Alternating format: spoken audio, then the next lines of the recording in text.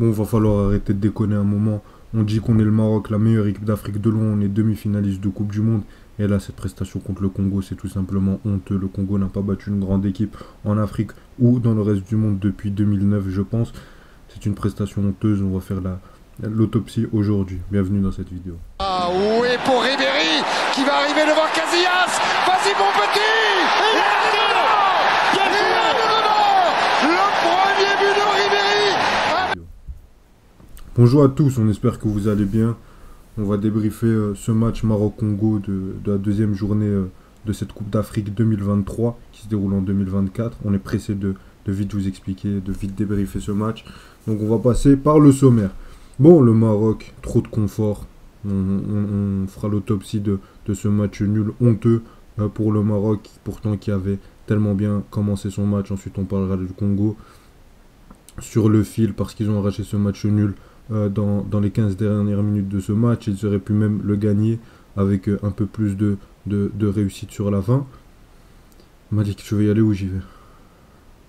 Vas-y, choisis, parce qu'on est tous les deux énervés. Ouais. Je pourrais croire que moi je devrais pas, mais on est tous les deux énervés. Non, tu devrais être le plus heureux du monde, on va en parler après. Non, Non, laisse-moi parler, tu m'as dit de parler, alors laisse-moi parler s'il te plaît. Non, plus sérieusement, le match commence avec un Maroc, comme on a l'habitude de le voir, très serein, très calme, très froid, qui sait maîtriser son football, qui sait maîtriser son sujet, qui va conserver le ballon, essayer de profiter des brèches défensives de l'autre équipe. Et comme je l'avais pensé, ça aurait été... Enfin, le Congo était une équipe parfaite pour notre jeu, car défensivement, c'est très fébrile, il propose beaucoup, il t'offre beaucoup.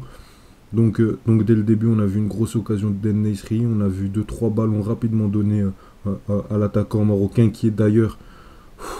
Den Neysri, je t'ai défendu. Je pensais que je pouvais devenir un grand sur cette chaîne. Devant des gens, j'ai sacrifié mon âme pour toi, mais aujourd'hui je dois discuter. Donc oui, Den Neysri, je suis désolé, hein. Mais athlétiquement, oui, il saute haut, oui, il court vite. Mais techniquement, j'ai quoi à lui envier? Honnêtement, là je vais aller faire un five, je mettrai une compile ici dans le montage. Non, je te jure que je rigole pas, Malik, il y a un moment, faut arrêter de déconner, faut arrêter de se foutre de notre tête. Non. Den Neysri, niveau techniquement, ça commence à nous saouler, être insuffisant. Et pourtant, il râle. T'as l'impression que dans son attitude, c'est Cristiano Ronaldo. Il va falloir qu'il se remette un peu en question. Parce que dans ses déplacements et dans ses ajustements, c'est pas bon. Et oui, t'avais une équipe de Maroc qui arrivait à le trouver pas mal de fois. Pourtant, sans forcément forcer, t'avais beaucoup de beaux mouvements, encore une fois, du côté droit, avec Ounahi qui, pour moi, fait plutôt un bon match. Avec un Hakimi qui, pour moi, était le meilleur Marocain sur la pelouse et qui, pour moi, aujourd'hui est en train de devenir le meilleur latéral droit du monde, que vous le vouliez ou non, parce qu'on voit... Non, je suis très sérieux, que dès qu'il y a un contexte qui lui est favorable, comme au Paris Saint-Germain avec Luis Enrique, c'est limite le meilleur joueur du Paris Saint-Germain, et là, avec le Maroc, il prouve encore qu'il peut être le meneur de jeu de cette équipe. Pourtant, il est back droit, donc c'est quand même assez spectaculaire. On parlera des meilleurs latérales droits un autre jour. C'est pas le sujet principal, Malik. Pas besoin de t'énerver pour ça. D'accord. Laisse-moi finir. Laisse-moi finir, oui. Et du coup, tu as cette meilleure équipe d'Afrique qui était un peu assise sur un divan, qui essayait de contrôler le match. Moi, l'inquiétude que j'avais, c'était tant à la combativité des Congolais. Ici, on voit dans les stats que le Congo et le Maroc se sont partagés les duels gagnés, les duels aériens, les tacles, les fautes. Il y en a eu beaucoup. Après, moi, je trouve qu'on n'a pas eu un très beau match de foot, pas quant au résultat, mais qu'on soit... Par exemple, si j'étais supporter neutre, j'aurais pas tant aimé le match que ça, parce qu'il était beaucoup haché. Il y avait ce penalty où la décision de l'arbitre, on dirait qu'il y avait une question de vie ou de mort. C'est un match de football, c'est un penalty, à un moment il va falloir décider, monsieur. Et en plus de ça, il y avait la blessure du joueur congolais. Donc oui, c'était un match assez haché. Tu avais un Maroc qui se relâchait petit à petit. Après, on voyait compter dans le contrôle. Tabakambu, ça je te laisserai en parler, mais... Oui, laisse-le. Ouais, ça je te le laisse. Et au fur et à mesure du match, on a vu un Maroc qui a fait un match un peu à l'instar d'un match contre la Tanzanie. À un moment, je me disais, oui, mais à un moment, on se relâche. Mais c'est pas grave. Défensivement, on parlera après du Congo, mais il y a tellement de brèches dans cette équipe congolaise qu'il faudra accélérer juste 2-3 fois. On a Ounahi, on a Boufal, en termes de ballon dans la surface, mais je suis désolé, il y a un moment, vraiment, moi je suis désolé, pour moi on reste la meilleure équipe d'Afrique. Vous me ferez pas... Oui, vous me ferez pas croire l'inverse. Oui, oui, je le crie même si tu veux, je le crie. J'aurais des problèmes avec mes voisins, mais je l'assume. Il y a aucun souci. Mais je crois qu'on s'est vu beaucoup trop beau et qu'on a beaucoup trop Bien sûr. surestimé, sous-estimé déjà l'équipe du Congo, à qui on a manqué de respect, et qu'on s'est beaucoup trop surestimé. On a oublié que c'était un match de football et que dans un match de foot, tout pouvait se passer. Il y avait des moments, j'ai vu des séquences honteuses de la part du Maroc. J'ai vu des séquences où je veux bien que tu mettes le buste, essayes de garder le contrôle, et c'est pas vraiment le buste, mais de garder le contrôle, d'avoir une ligne médiane, d'avoir une ligne T'appelles ça le basse. contrôle? Pardon? T'appelles ça le contrôle? Non, mais d'essayer de prendre le moins de risques possible, de gagner tes duels, de tuer. Tu vois ce que je veux dire? Là-dessus, je pense qu'on est quand même assez d'accord. Mais après, il y a des ouvertures, et ça, tu ne voulais même pas aller en transition. Dès que tu avais le ballon, tu avais une équipe qui marchait. J'ai trouvé beaucoup d'arrogance sur les joueurs marocains. Moi, j'ai le droit d'avoir de l'arrogance, je suis un supporter. Je porte pas la responsabilité. Non, mais c'est vrai. Je porte pas la responsabilité d'aller sur le terrain. J'ai le droit d'être arrogant. Au pire, après, tu te moqueras de moi et on aura bien rigolé. Mais là, à un moment, et c'est des joueurs de foot, ils sont payés pour ça et c'est leur mission pour leur pays. Donc, l'attitude des Marocains était complètement honteuse. Les changements, moi, je les ai attendus. Ils sont arrivés petit à petit. Je pense qu'il y a un Walid Regragui qui a cru avoir trouvé une recette miracle. Je le pensais aussi. Mais après, il y a un moment, il y a un juste milieu entre contrôler et puis petit à petit lâcher les chevaux pour avoir plus de créativité et essayer de contrôler le match, ne pas prendre trop d'occasions et ne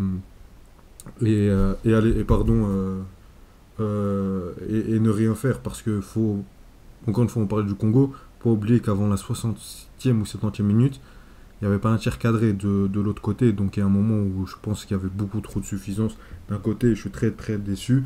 Et si je veux parler de vite rapidement des individualités, comme je l'ai dit, Hakimi Ounahi, j'ai trouvé ça assez bon. En-Nesyri m'a saoulé. Bouffal, il y avait beaucoup de suffisance, mais il y a un mec. Et je le défends lui aussi, mais moi je vais arrêter de défendre les mecs. Tu sais, quand t'es trop... Voilà. Tu leur donnes ta main, ils te coupent le bras à mal, là, il y a un moment, ils se foutent de notre queue. Non mais vraiment, c'est... Ok, dans le positionnement sans ballon, c'est intéressant, il rechigne les efforts. Mais alors là, faites-moi faire une préparation physique. Et tactiquement, je ferai la même chose. À un moment, on a besoin d'un joueur de foot sur le terrain. On a besoin d'un joueur qui sait apporter quelque chose. Et Slimani Amala, avec le ballon, en sélection marocaine, il t'apporte absolument rien. Et même dans le jeu sans ballon, il y a beaucoup de moments où je trouvais que Sofiane Amrabat était esselé, et qui même lui a eu de la difficulté. Parce qu'il était face à un milieu de terrain très combatif. Donc non, on est très déçu de cette équipe marocaine, très déçu de pas mal d'individualités. Mais pour terminer, parce que je suis vraiment désolé Malik d'être aussi long, de toute façon après je pense que tu vas aussi cracher la foudre, mais je pense que c'est bien fait pour nous, et que heureusement que ça arrivait maintenant, parce que ça te met une gifle, ça te met une claque, ça te fait redescendre sur terre, et vaut mieux redescendre sur terre contre le Congo. En deuxième journée, tu peux toujours être qualifié, c'est un match nul, t'as pas perdu, qu'en huitième ou en quart de finale. Et tous ceux qui disent, oui, le Maroc surcoté, etc., match nul, je vous rappelle que... C'est vrai, ils ont raison. D'accord. Ils ont raison, ces gens-là. Vous avez raison. Je peux parler? Le Sénégal, ils font quoi en phase de poule en 2021? Mais Ils font match... cette année, ils font quoi? Cette D'accord. année, ils font quoi? Non, mais... On dit mais... que la meilleure équipe d'Afrique, c'est le Maroc. Mais je te parle, l'année où il la gagne. L'année où il la gagne, c'est la meilleure équipe d'Afrique ou pas? L'année où il la gagne, c'est la meilleure équipe d'Afrique ou pas? Ils sont allés au penalty avec l'Égypte, donc l'Égypte faisait partie des meilleures équipes, on pourrait dire. D'accord. C'était l'une des meilleures équipes... C'était la top 2 meilleure équipe d'Afrique ou pas? Oui. Ils font 2 matchs nuls en poule, merci. Je te laisse la parole. Oui, Tu veux parler du Maroc? Tu veux parler du Maroc ou je veux parler du Congo? Non, mais d'accord, Ayoub, je pourrais t'entendre si avant le match, tu me disais oh, on va vous mettre 3-0, on va vous fouetter. Honnêtement, vu le match, tu penses pas que le Maroc pouvait le faire? S'il y avait un peu plus d'implication et moins? Non, qu'est-ce que je t'ai dit pendant le match? Qu'est-ce que je t'ai dit pendant la Non, sois honnête. Ce qu'on regarde. Le foot, c'est de la magie.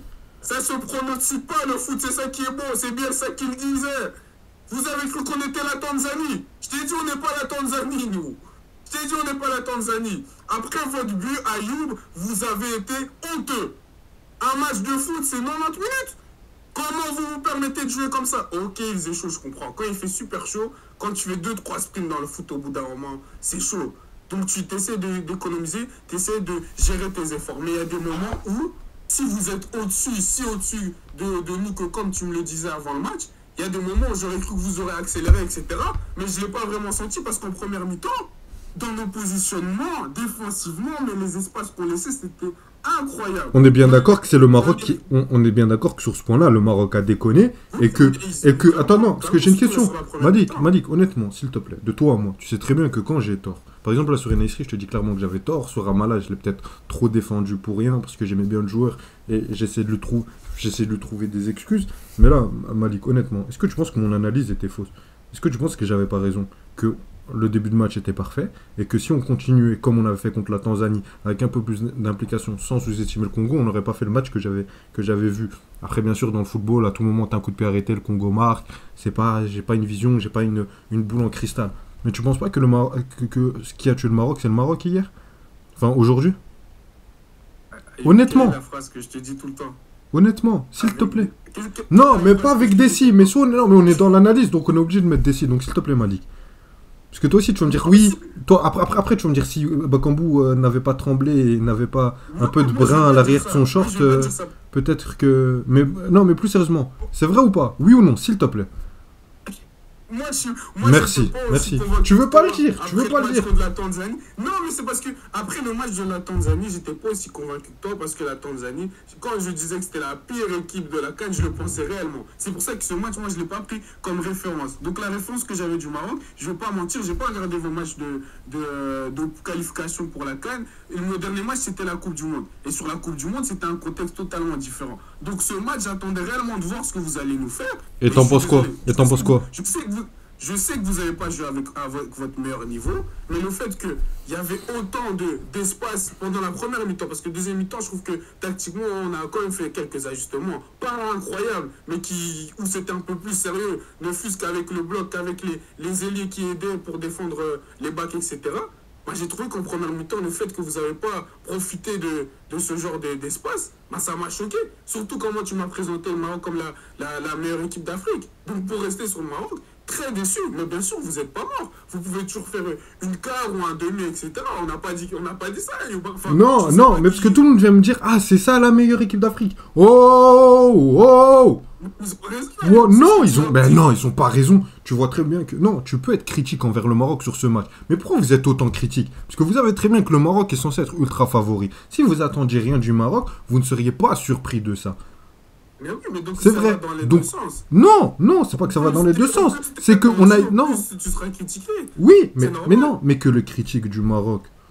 Tes critiques du Maroc, ce que tu dis là est tout à fait légitime, il n'y a pas de souci. Mais maintenant, venir me dire que le Maroc n'est pas si favori que ça, justement, c'est parce qu'on attend autant du Maroc qu'on a été déçu que ce Maroc est favori à ce point-là. Parce que tu sais très bien, Malik, tu le sais très bien, que ce qu'on a fait en première mi-temps, c'est honteux. Comme on s'est reposé en deuxième mi-temps, c'est honteux. Et que si le Maroc avait fait un peu plus, on n'aurait pas du tout dû attendre la 78e minute pour commencer à paniquer en défense et prendre un but d'un entrant du côté du Congo. Donc Malik, tu peux me dire tout ce que tu veux, mais ce qui a tué le Maroc aujourd'hui, c'est le Maroc et personne d'autre. Moi, j'ai pas été impressionné par cette équipe du Congo. C'est pas comme si on avait le Sénégal qui nous avait tués. T'attendais rien de nous, donc comment tu peux me dire que t'es pas impressionné? Tu voyais un 13-0, tu ne voyais pas marquer de but, alors que clairement sur la deuxième mi-temps, la meilleure équipe c'était le Congo. Sur ça, on peut être d'accord. Sur quoi? Sur la deuxième mi-temps, la meilleure équipe, c'était le Congo. Parce qu'il n'y a qu'une équipe qui a joué au foot. Parce qu'il n'y a qu'une équipe qui a joué au foot. Parce qu'il n'y a qu'une équipe qui a joué au foot. C'est la vérité. Si le Maroc avait joué ne serait-ce que 20% de plus d'intensité ou avec des changements plus tôt, etc., on n'aurait jamais eu ça. Vas-y. Moi aussi je peux jouer le si Bakambu n'avait pas joué, si Théo Bobanda n'avait pas joué, si on avait rentré Fiston Mayele, Silas Pluton, je pourrais aussi dire ça, mais je le dis pas. Mais non, c'est pas la même chose. C'est pas la même chose. Je t'invente pas des facteurs imaginaires. Je te parle d'attitude de joueurs. Je te parle de quelque chose qu'on a déjà vu. Je te parle de l'attitude des joueurs. L'attitude à un moment du Maroc, elle a été honteuse.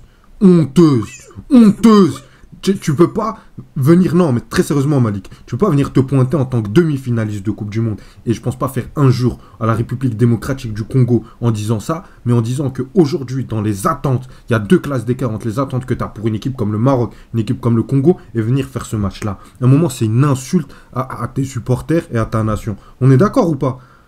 Sur ça, on est d'accord. D'accord. Donc maintenant, quand t'es le Maroc, tu vas blâmer qui? Tu vas venir te dire, ah, le Congo, ils sont venus. D'accord, le Non, Congo, bien ah, sûr, le bien sûr, Congo, le bien sûr. Congo, on va en parler maintenant. Le Congo, sur les changements, etc. Il y a du bien à dire sur le Congo. Et honnêtement, vu ce que j'ai vu aujourd'hui dans l'attitude, j'espère que vous allez aller loin dans cette CAN et que vous serez qualifiés. Mais là, aujourd'hui, moi, en tant que supporter marocain ou en tant qu'analyste de la performance marocaine, les seuls que j'ai à blâmer, c'est les Marocains et pas les Congolais.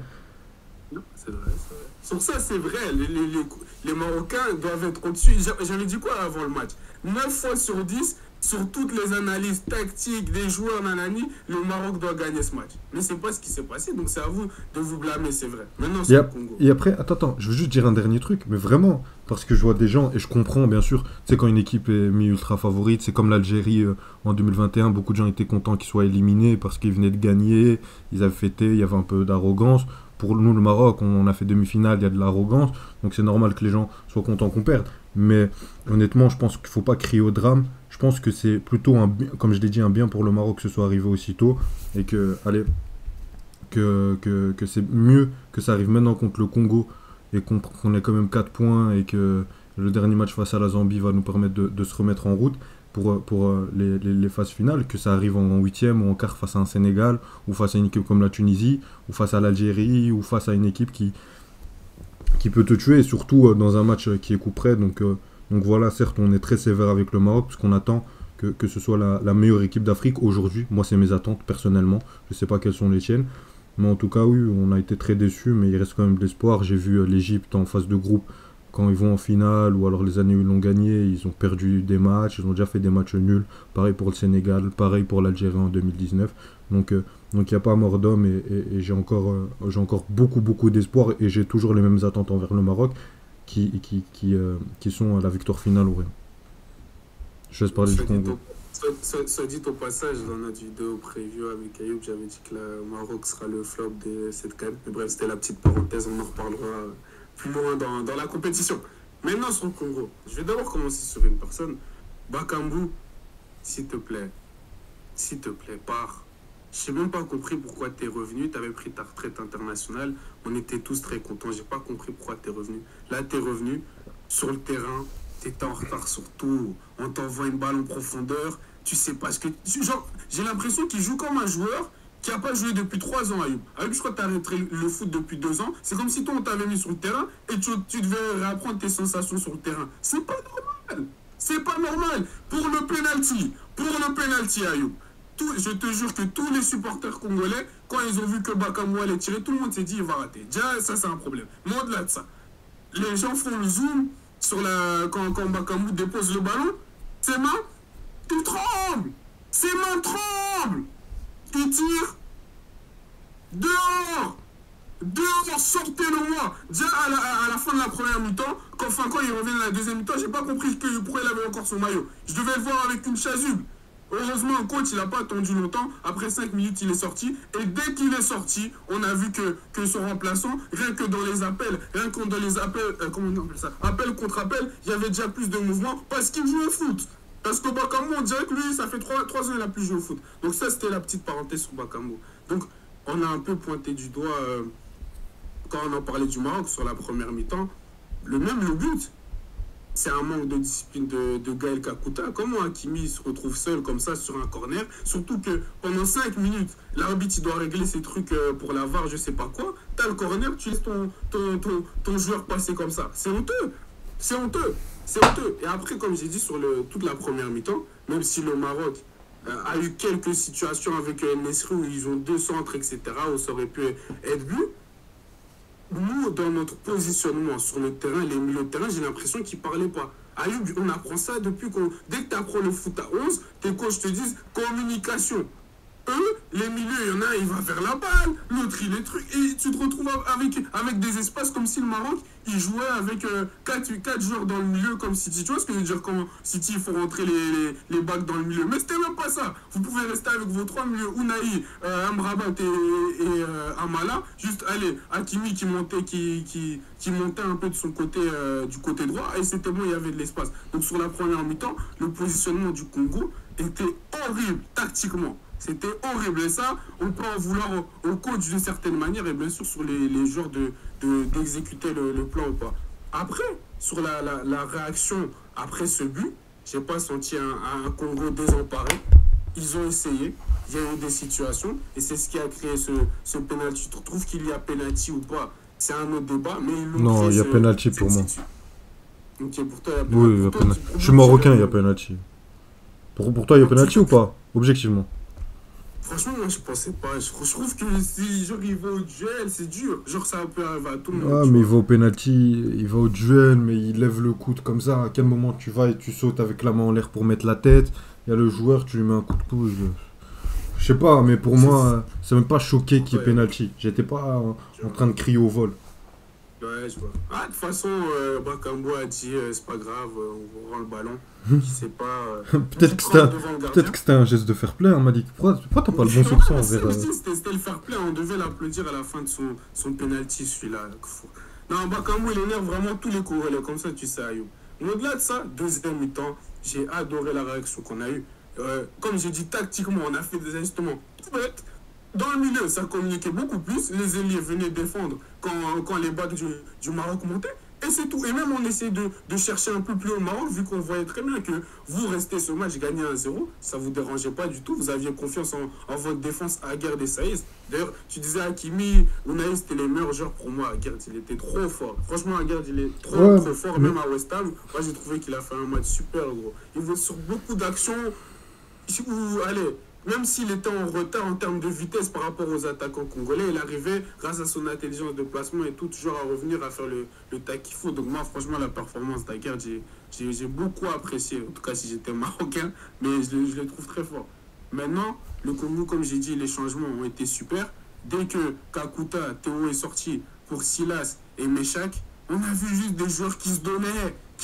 Kakuta, il y a une action, le jeu n'est pas juste devant lui, il ne fait pas cet effort. Et quand tu as cette attitude dans une CAN, dans un match où si tu gagnes ou si tu le perds, comme on était mené à 0, tu es sûrement éliminé, il y a de grandes choses que tu es éliminé, c'est honteux. Donc les Kakuta, les Bakambu, c'est des bons noms, c'est ceux qui ont des jeux dans des beaux clubs en Europe, etc. On n'en a rien à faire sur le banc. Mettez les joueurs qui jouent dans les clubs nationaux, comment dire, dans les clubs qui sont en Afrique, même s'ils ne jouent pas dans les clubs en Afrique, mais on va dire les joueurs les moins connus, les moins polarisés, mais qui vont plus se donner pour le maillot, comme l'ont fait les trois avants qui ont fait une énorme différence dans ce match. Donc moi, franchement, j'ai aimé cette entrée et j'attends du coach congolais qui les porte, comme on en avait parlé hier avec le coach de l'Algérie, et qui disent, voilà, les Kakuta, les Bakambu, les Bono, on n'en a rien à faire, on va mettre ceux qui sont performants et ceux qui vont se donner sur le terrain. Donc Maïle, tu dois être sur le terrain, Meshak, tu dois être sur le terrain, Silas, tu dois être sur le terrain. Et c'est tout.